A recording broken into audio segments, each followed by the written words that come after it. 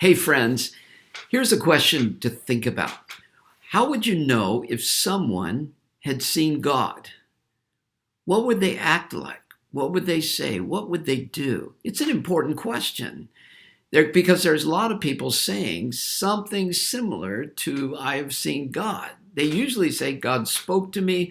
I had this dream. I think God has revealed this word to me. I have a word for you. We're all claiming to have been around God or the things of God, like prayer, Bible, fellowship. So we're indirectly or directly around God. But is there any proof, fruit, or spiritual fragrance in their life that would be the evidence of God's presence in their lives? I want it, don't you? Well, John 1:14 tells us two words that were the residue of Jesus having been around the disciples in their midst. God with us. It says in John 1:14, and the word became flesh and dwelt among us. There it is. He's in our presence. And we have seen his glory. Glory as of the only Son of the Father, full of truth and grace. Grace and truth.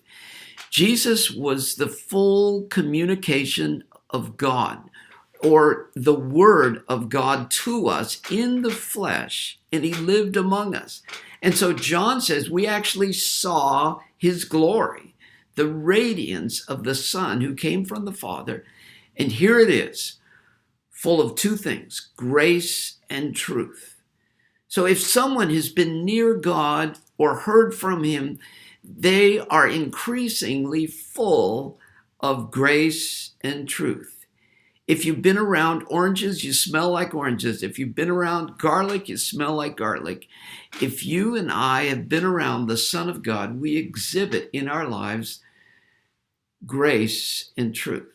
So what are they? Grace is undeserved love. It's the love of the Father towards the prodigal son. It's the love of Jesus to the woman caught in adultery. Neither do I condemn you. Go and sin no more. It's Jesus' words on the cross.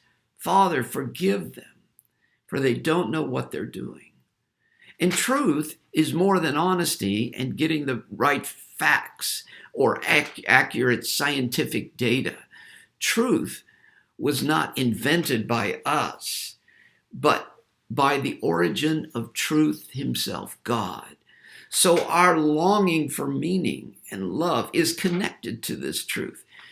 Truth in the Old Testament is actually faithfulness. So it's not just faithfulness to facts, it's faithfulness to God and to others.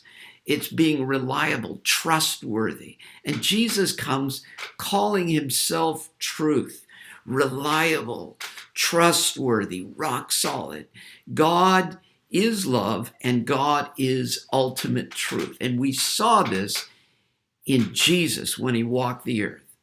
So someone who has encountered God, like you and me, is someone who is moving towards becoming more loving and more truthful and trustworthy. Like Moses, who saw the glory of God and his face shined, so our spirits begin to shine more and more with love and truth because we have seen his glory full of grace and truth. God bless you.